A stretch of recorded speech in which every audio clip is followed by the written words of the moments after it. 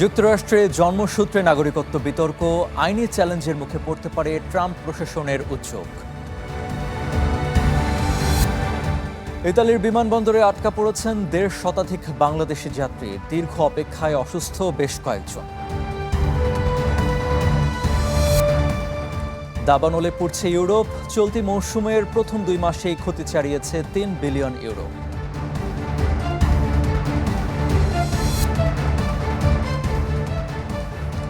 আমন্ত্রণ world news টুডেতে, আপনাদের সাথে আছি আমি মঞ্জুর আরিফিন।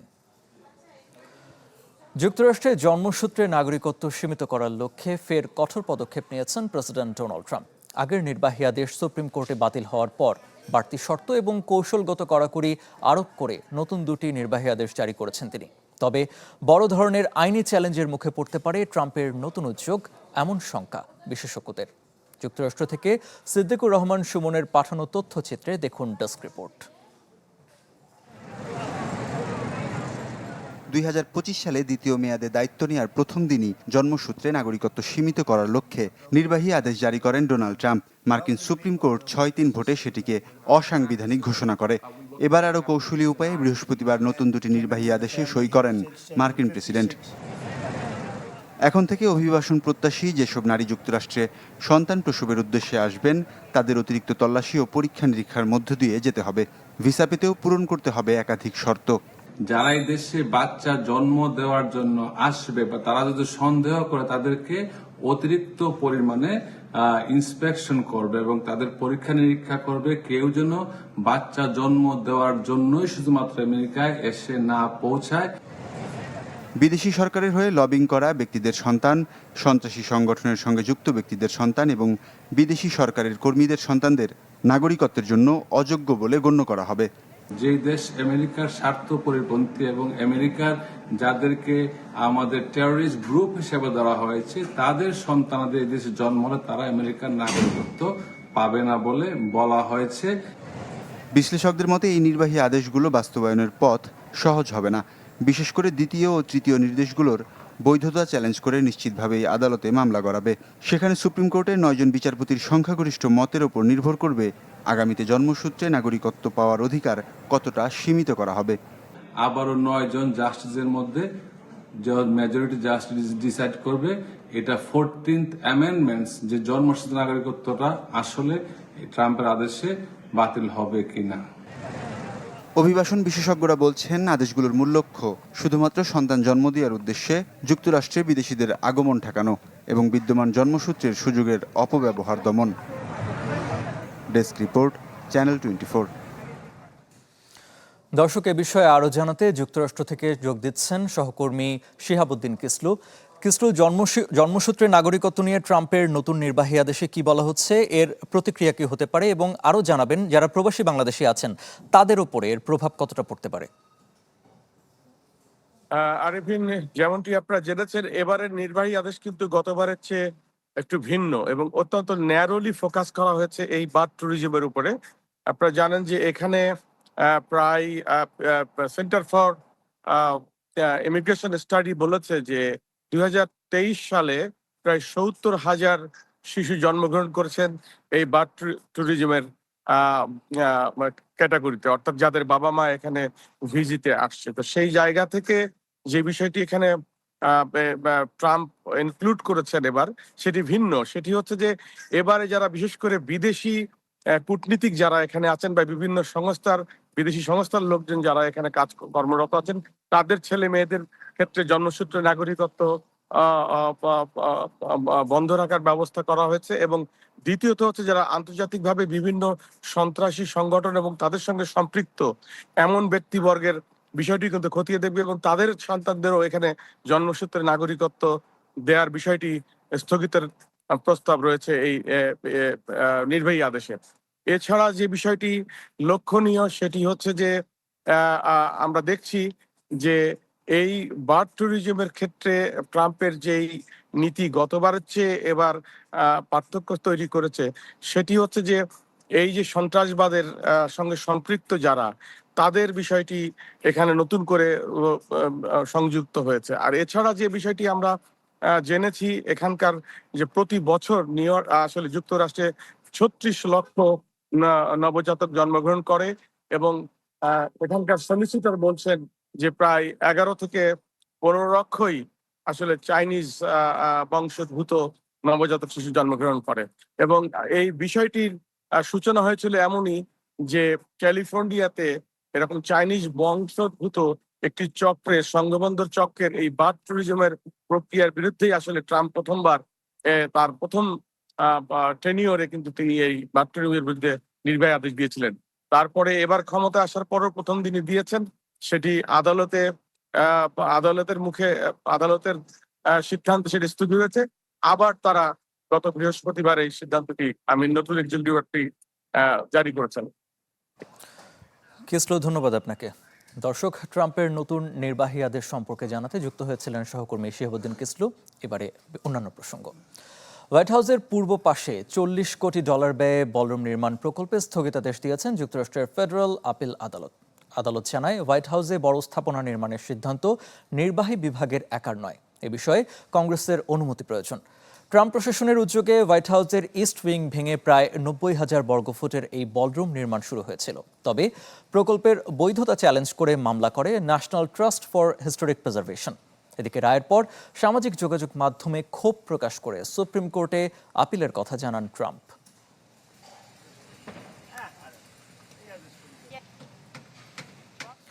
হরমুজে স্বাভাবিক বাণিজ্যিক জাহাজ চলাচল পুনরায় চালু করতে ইরান ও ওমানের মধ্যে আলোচনায় অগ্রগতি হয়েছে বলে জানিয়েছে যুক্তরাষ্ট্র।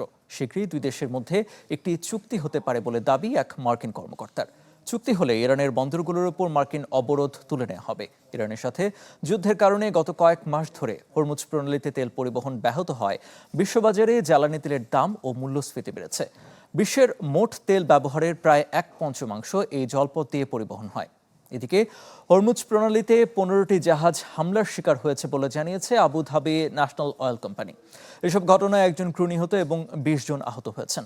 অন্যদিকে যুক্তরাষ্ট্রের সাথে আলোচনার পক্ষে অবস্থান নিয়ে ইরানের প্রেসিডেন্ট মাসুদ পেজেশকিয়ান বলেছেন, আলোচনার মাধ্যমে দেশের অধিকার আদায় সম্ভব হলে তাতে আপত্তির কারণ নেই। তিনি দাবি করেন, দেশটির বেশিরভাগ শীর্ষ সামরিক কমান্ডারও যুদ্ধ বন্ধে আলোচনার পক্ষে।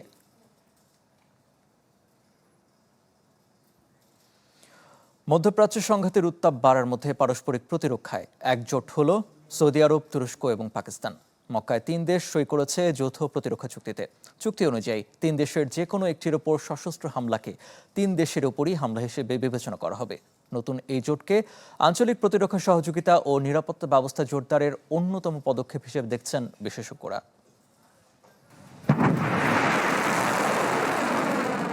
ইরান যুদ্ধ ঘিরে গত কয়েক মাস ধরেই উত্তপ্ত মধ্যপ্রাচ্য। হামলা পাল্টা হামলার জেরে নিরাপত্তার ঝুঁকিতে উপসাগরীয় দেশগুলো। এমন বাস্তবতায় 3 দেশের সমন্বয়ে নতুন একটি প্রতিরক্ষা জোটের আত্মপ্রকাশ।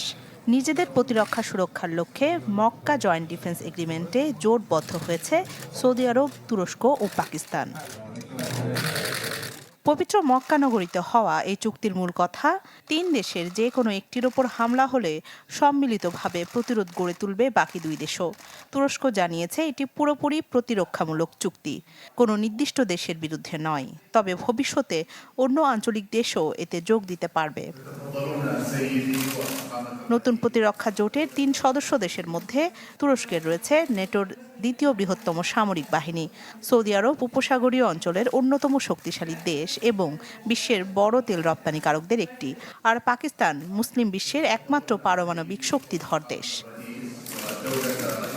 3 দেশের সামরিক সম্পর্ক বহু পুরনো। দশকের পর দশক সৌদি বাহিনীকে প্রশিক্ষণ ও কারিগরি সহায়তা দিয়ে আসছে পাকিস্তান। তুরস্ক ও পাকিস্তানের রয়েছে যুদ্ধজাহাজ, প্রশিক্ষণ বিমান সহ বিভিন্ন প্রতিরক্ষা সহযোগিতা। তবে সৌদি আরবের সাথে তুরস্কের শীতল সম্পর্ক কেটেছে 2023 সালে আঙ্কারার কাছ থেকে ড্রোন কেনার চুক্তির মধ্য দিয়ে। আর সৌদি আরবে পাকিস্তানের প্রায় 8,000 সেনা, যুদ্ধবিমান, ড্রোন ও আকাশ প্রতিরক্ষা ব্যবস্থা মোতায়েন রয়েছে। মধ্যপ্রাচ্যে যখন সংঘাত ছড়িয়ে পড়ছে, ঠিক তখনই এই প্রতিরক্ষা জোটের আত্মপ্রকাশকে অঞ্চলটির বদলে যাওয়া নিরাপত্তা সমীকরণের বড় ইঙ্গিত হিসেবে দেখছেন বিশেষজ্ঞরা। নতুন এই জোটকে আঞ্চলিক প্রতিরক্ষা সহযোগিতা ও নিরাপত্তা ব্যবস্থা জোরদারের অন্যতম পদক্ষেপ হিসেবেও দেখছেন কেউ কেউ। অনেকে বলছেন সৌদি আরবের অর্থনৈতিক শক্তি, তুরস্কের সামরিক সক্ষমতা এবং পাকিস্তানের প্রতিরক্ষা অভিজ্ঞতা একসঙ্গে কাজে লাগালে এই জোট আঞ্চলিক নিরাপত্তায় প্রভাব ফেলবে। আর এমন উদ্যোগ যুক্তরাষ্ট্রের কাছেও অগ্রহণযোগ্য হবে না, কারণ বিশ্বজুড়ে যুক্তরাষ্ট্র সমর্থিত আরও জোট দেখতে চায় ওয়াশিংটন। রাখি জেসমিন, চ্যানেল 24। প্রত্যাশা ছিল নতুন চাকরি তৈরির, কিন্তু উল্টো কর্মসংস্থান কমেছে যুক্তরাষ্ট্রে। জুলাইয়ের পরিসংখ্যানে বড় ধাক্কা শ্রমবাজারে। দেশটির শ্রম পরিসংখ্যান ব্যুরোর হিসেবে মাসটিতে নন ফার্ম পেরোলে কর্মসংস্থান কমেছে 23,000, অথচ বাজার বিশ্লেষকদের পূর্বাভাস ছিল 88,000 নতুন চাকরির। সবচেয়ে বড় ধাক্কা এসেছে স্থানীয় সরকারি শিক্ষা খাতে, সেখানে কর্মসংস্থান কমেছে 50,000, খুচরা ব্যবসায় 19,000 এবং আর্থিক খাতে চাকরি কমেছে 18,000। বিপরীতে স্বাস্থ্যসেবা খাতে 22,000 কর্মসংস্থান বেড়েছে।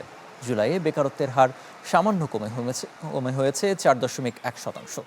দুর্বল কর্মসংস্থানের পর সেপ্টেম্বরে সুদের হার কমানোর প্রত্যাশা আরও জোরালো হয়েছে। এতে কমেছে 10 বছরের ট্রেজারি বন্ডের মুনাফার হারও।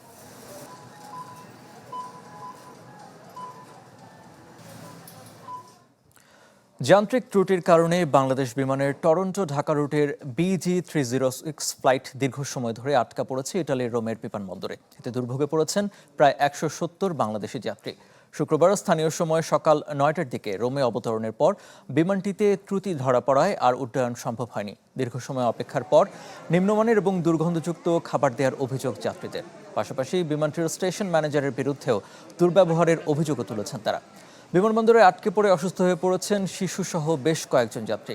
এদিকে বাংলাদেশ দূতাবাসের উদ্যোগে শতাধিক যাত্রীকে হোটেলে নেওয়ার ব্যবস্থা করা হয়েছে।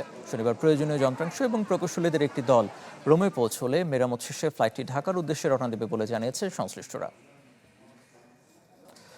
জাপানের ওকিনাওয়া পেরিয়ে চীনের পূর্ব উপকূলের দিকে এগিয়ে যাচ্ছে টাইফুন ডলফিন। টাইফুনের প্রভাবে ওকিনাওয়ায় আহত হয়েছেন 5 জন, বিদ্যুৎ বিচ্ছিন্ন 14,000-এর বেশি ঘরবাড়ি। রোববার রাত থেকে সোমবার সকালের মধ্যে ঝোজিয়াং এবং ফুজিয়ান উপকূলে আঘাত হানতে পারে ডলফিন। এরই মধ্যে ফেরি চলাচল বন্ধ সহ বিভিন্ন সতর্কতামূলক ব্যবস্থা নিয়েছে চীন। জাপানের ওকিনাওয়ায় শক্তিশালী টাইফুন ডলফিনের তাণ্ডব। শুক্রবার থেকে দক্ষিণ জাপানে শুরু হয় প্রবল বাতাস, সাথে মুষলধারে বৃষ্টি। এক পর্যায়ে ঝোড়ো বাতাসের গতি ওঠে ঘন্টায় 216 কিলোমিটার পর্যন্ত। ওকিনাওয়া প্রশাসন জানিয়েছে এতে আহত হয় 5 জন। বিদ্যুৎ সরবরাহ বিচ্ছিন্ন হয়ে গেছে প্রায় 14,000 ভবনের। বাতিল করা হয় ANA ও জাপান এয়ারলাইন্সের বেশ কয়েকটি ফ্লাইট। টাইফুন ডলফিন এগোচ্ছে চীনের পূর্ব দক্ষিণ উপকূলের দিকে। রোববার রাত থেকে সোমবার ভোরের মধ্যে ঝোজিয়াং প্রদেশের ঝৌসান ও ফুজিয়ান প্রদেশের ফুডিং শহরের মধ্যবর্তী কোনো এলাকায় স্থলভাগে আঘাত হানতে পারে। ঝোজিয়াংয়ে উপকূলীয় টাইফুন সতর্কতার সর্বোচ্চ পর্যায়ে উন্নীত করা হয়েছে। বন্ধ করা হয়েছে বন্দর কার্যক্রম এবং স্থগিত করা হয়েছে 1.5 শতাধিক যাত্রীবাহী ফেরি রুট। টাইফুনের প্রভাবে তাইওয়ানেও 63টি আন্তর্জাতিক ফ্লাইট বাতিল করা হয়েছে। সপ্তাহান্তে দ্বীপটির উত্তরাঞ্চলে ভারী বৃষ্টির পূর্বাভাস রয়েছে, তবে শনিবার পর্যন্ত কোনো এলাকায় বাসিন্দাদের সরিয়ে নেওয়ার নির্দেশ দেওয়া হয়নি। ঋতু সাহা, চ্যানেল 24। পুড়ছে ইউরোপ।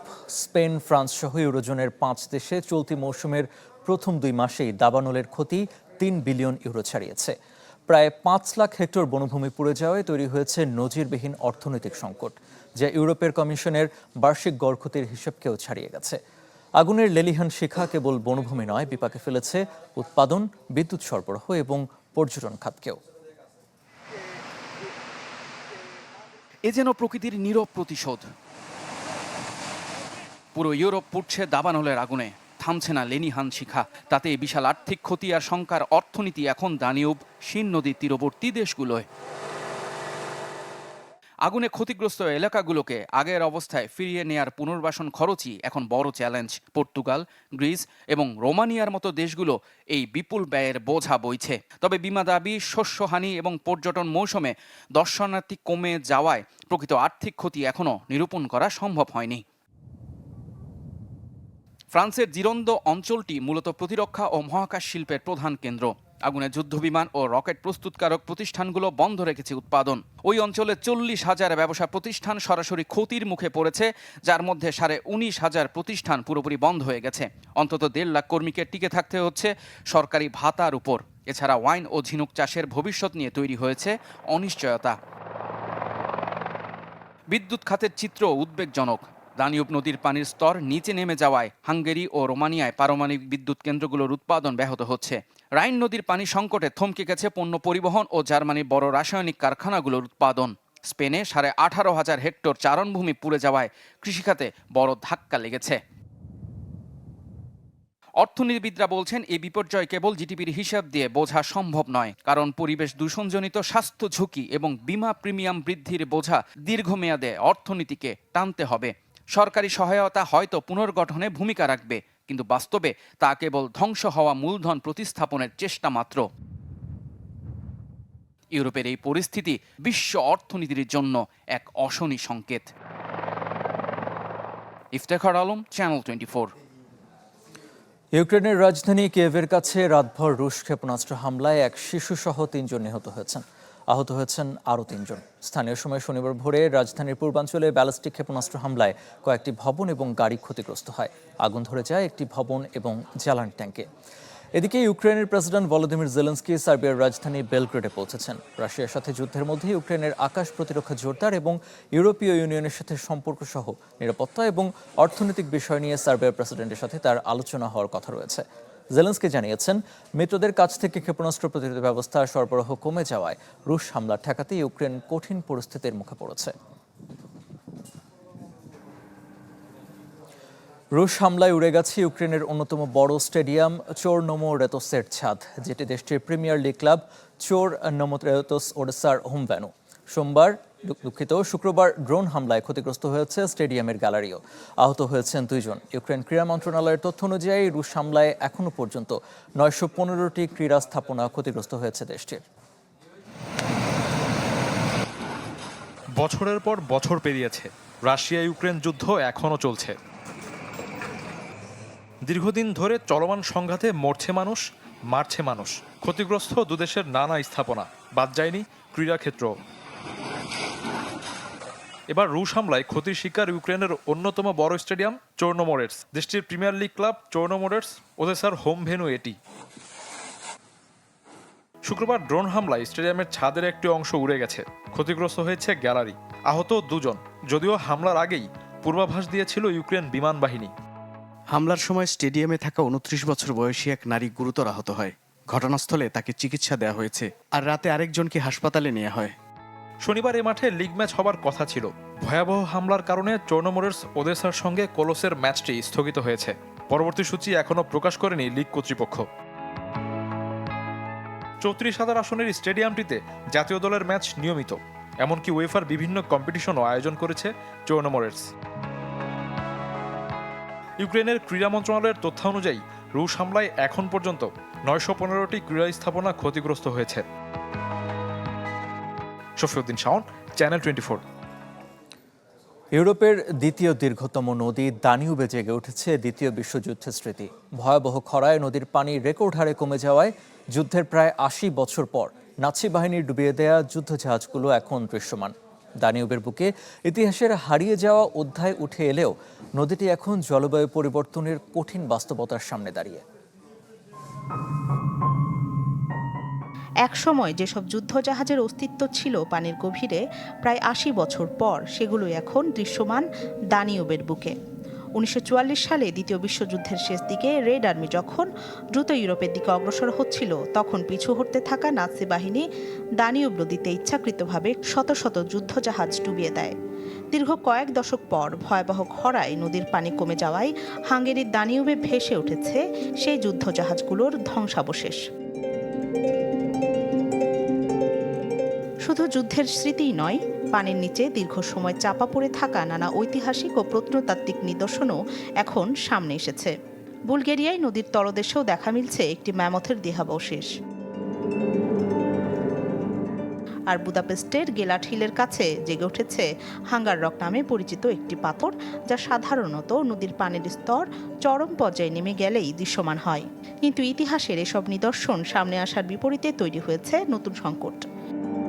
নদীর পানি কমে যাওয়ায় আটকে পড়েছে আন্তর্জাতিক ক্রুজ জাহাজ, ব্যাহত হচ্ছে পণ্য পরিবহন ও বাণিজ্য।